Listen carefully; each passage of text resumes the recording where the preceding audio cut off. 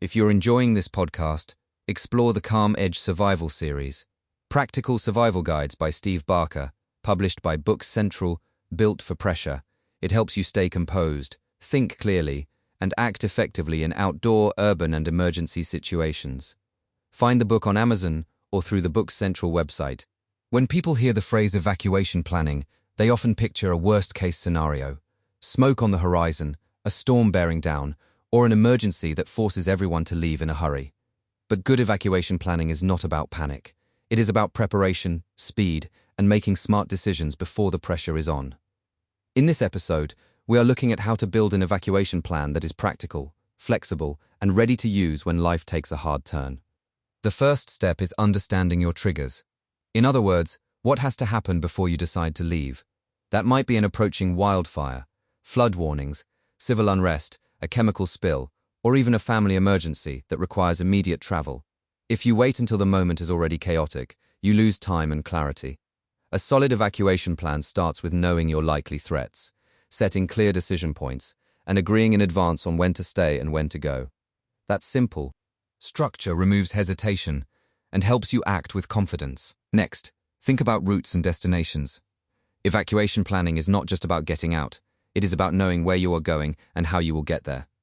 Primary routes are important, but they are only one part of the picture. Roads can be blocked, crowded, or unsafe. That means every plan should include alternates, and ideally a third option as well. You also need a destination that makes sense for the situation: a relative's home, a friend's property, a hotel, a shelter, or a pre-identified safe zone. If you have a family, make sure everyone knows the meeting point, the backup meeting point, and how you will communicate if phones fail. Then there is the gear side of the plan. A good evacuation kit should be ready before an emergency begins. Keep it simple and focused on what you truly need for the first 72 hours. Water, food, basic first aid, medications, spare clothing, documents, cash, chargers, flashlights, and copies of critical information. For families, include items for children, pets, and anyone with specific medical needs. The goal is not to pack your entire life into a bag. It is to gather the essentials that buy you time, reduce stress, and keep you functioning while you relocate or wait for conditions to improve. Finally, practice matters. Evacuation planning only works if people can actually use it under pressure. Walk through the plan with your household.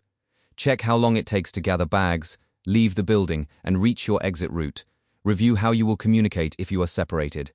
If you live in an area with seasonal risk, revisit the plan regularly and adjust it as your home, work, and family situation changes. The best evacuation plan is the one that stays current and usable, not the one that sits forgotten in a drawer. In the end, evacuation planning is really about reducing chaos before chaos arrives. It gives you options, saves time, and helps you move with purpose when every minute counts. Whether you are preparing for natural disasters, urban emergencies, or simply wanting a stronger family safety system, the principle is the same. Decide early, pack smart, know your routes, and rehearse the plan. That is how you turn a dangerous unknown into a manageable response.